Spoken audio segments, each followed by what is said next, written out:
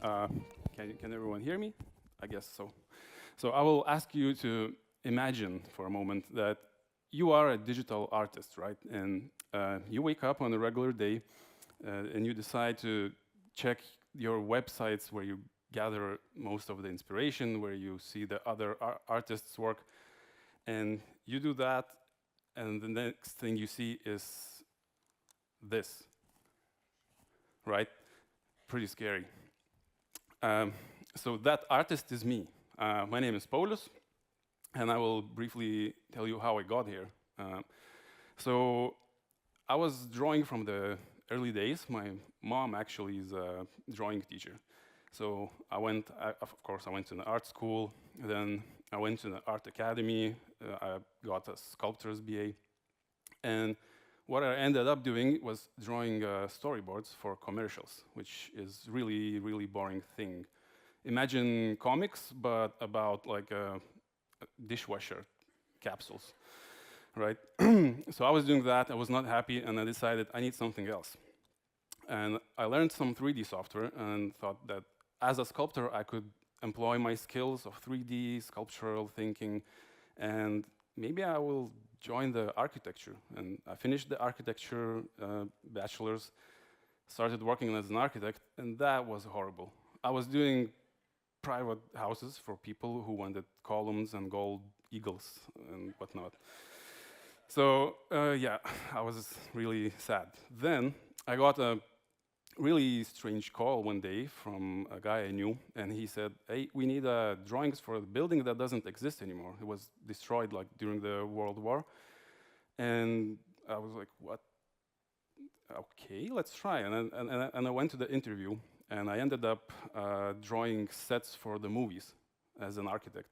So I was a draftsman and my first project was Tokyo Trials. It was a Netflix show about the end of war and trial periods. And moved on from draftsman, became an art director, and that's where I felt really happy because I had a dynamic work environment. It was constantly changing projects. It was really something I enjoyed. Then my daughter was born, and I was extremely happy. And then COVID happened. It changed my perception of happiness, I think, and I decided I want to spend more time with my family, with my kids. And working in movies is part of your life. You cannot just separate it as a job. And so I moved on and joined the, oh, sorry, I'll move back. I moved on and I joined the digital art studio here in Vilnius. And first I joined as a,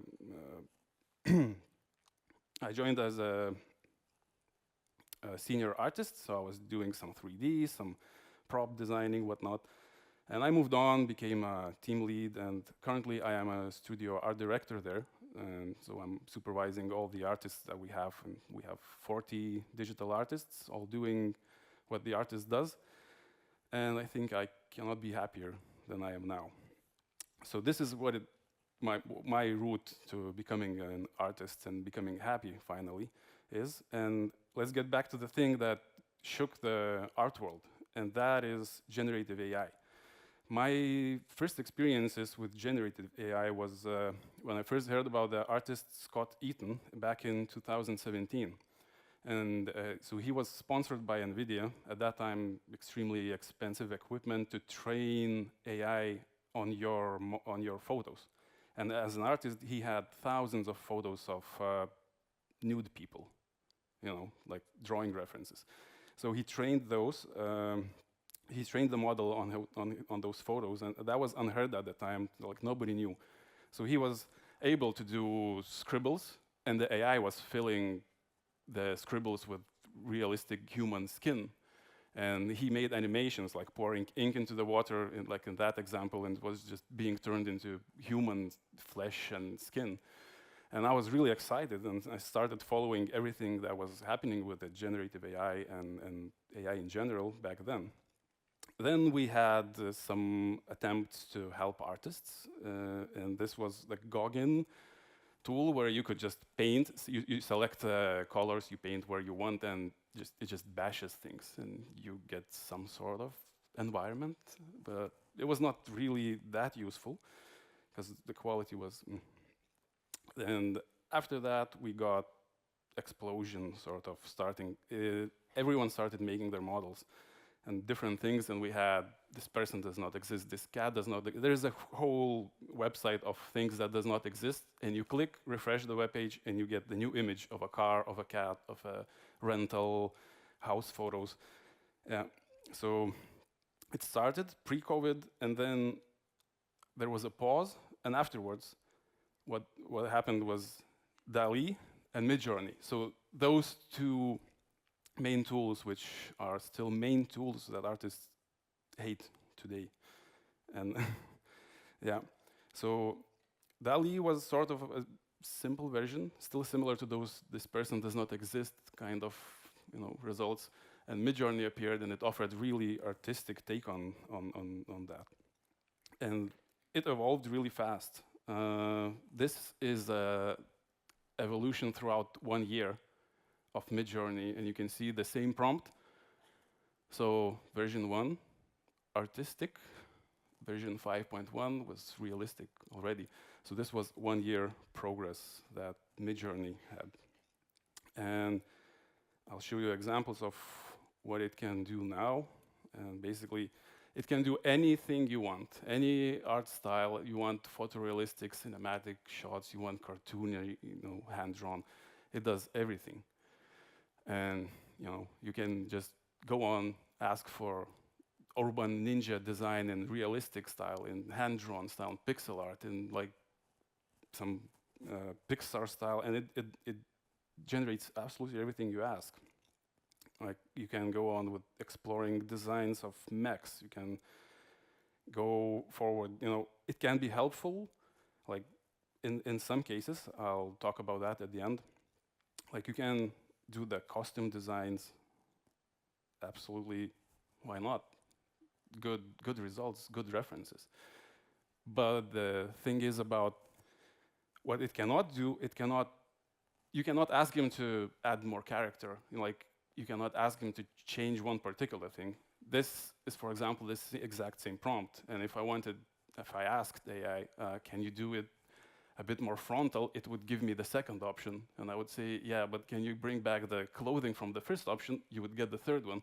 And it's never ending refreshing and generating new images, but not really that useful unless you need references. This is the same thing, like prompt iteration. And imagine you want that David Bowie still, doing that magic orb thing, but you keep getting the different person every time.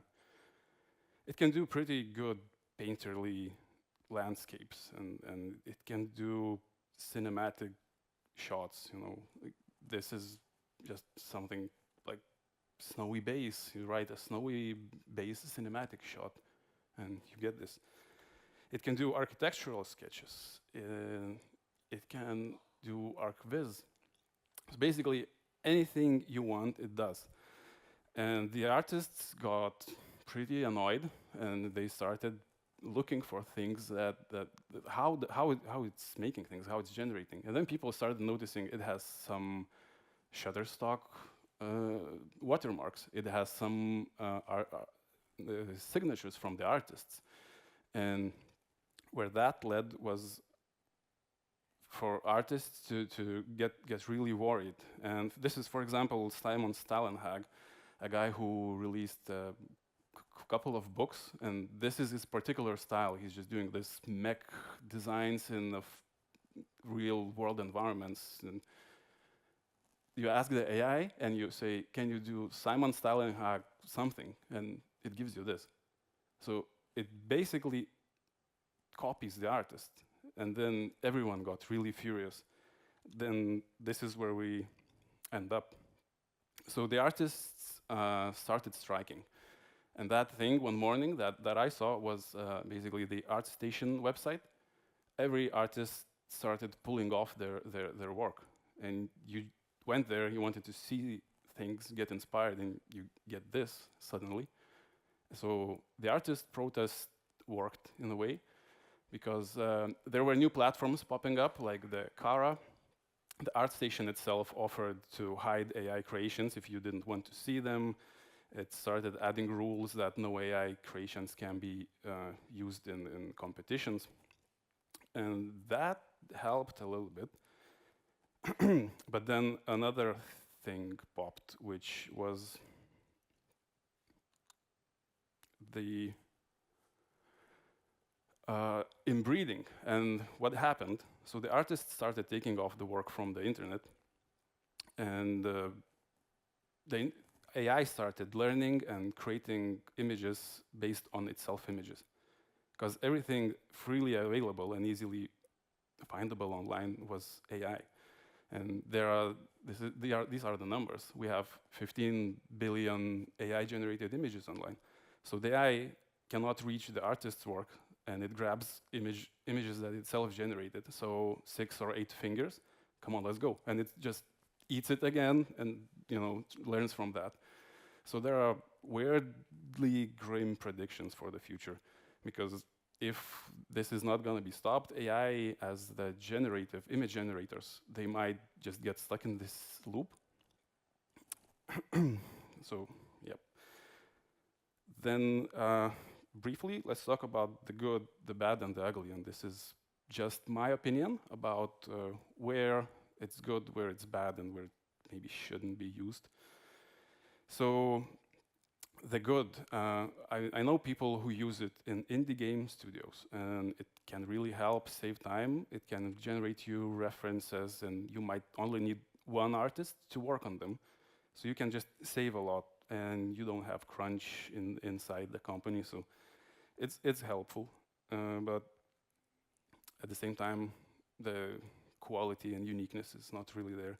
In film industry, if I worked there to this day, I would definitely use it, because their time is your worst enemy, and you need something, and that had to be done yesterday. So, for example, generating some cinematics, generating costume design, generating some ideas for the set design, you can just do it yourself, because you never have time for that.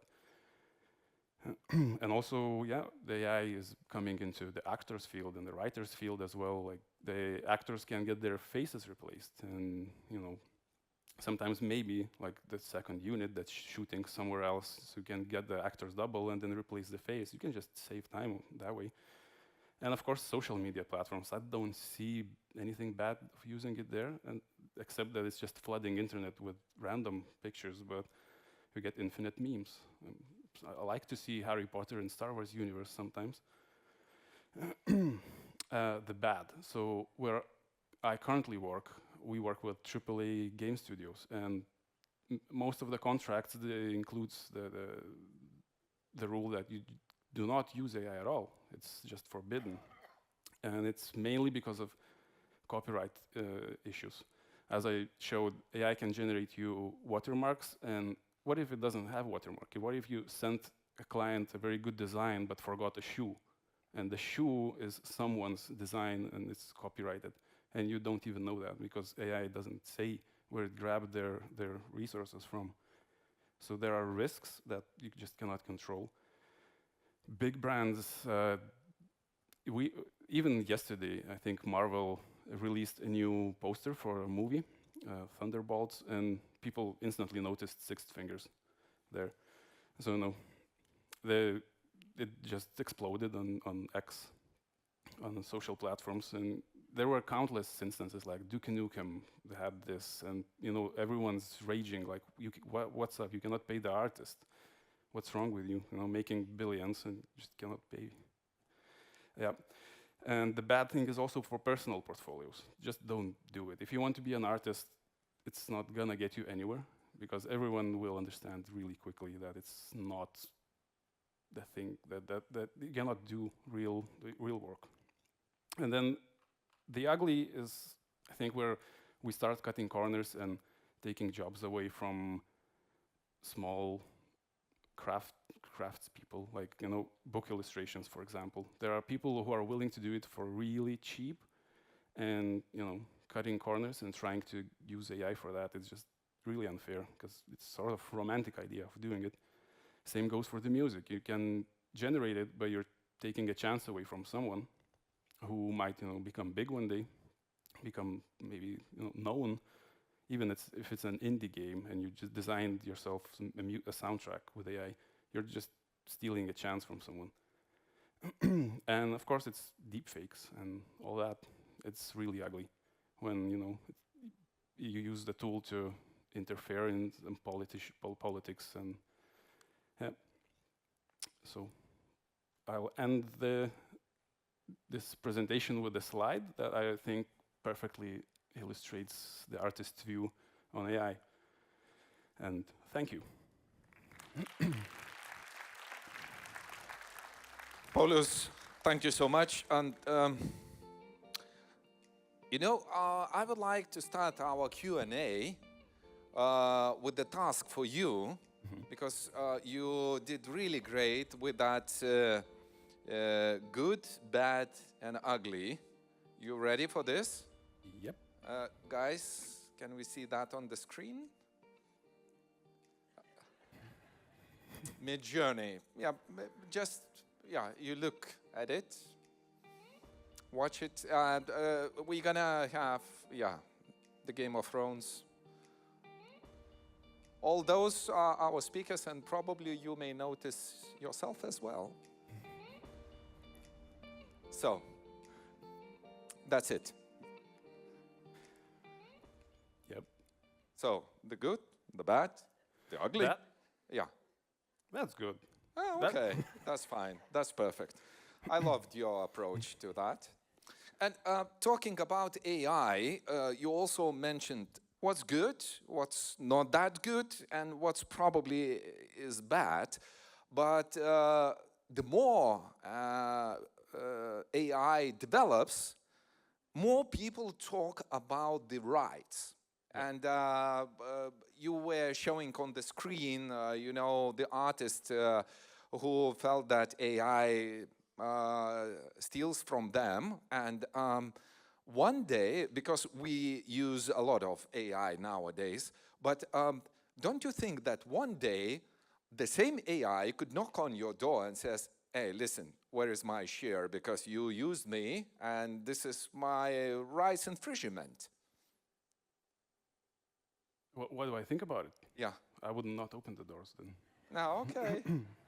You will build firewall, Yeah. and that's it. You will leave AI behind then. Okay, next question from our audience. How do creative studios ensure that nobody in the team uses some elements produced by AI? As you said, it is hard to recognize what is made by a person and by AI. Well, I can just give an example of our studio. So we have 40 artists. Everyone is working in the house. And we just see what people do. And they need to authorize the apps that they install, what sort of tools they use, we try to regulate.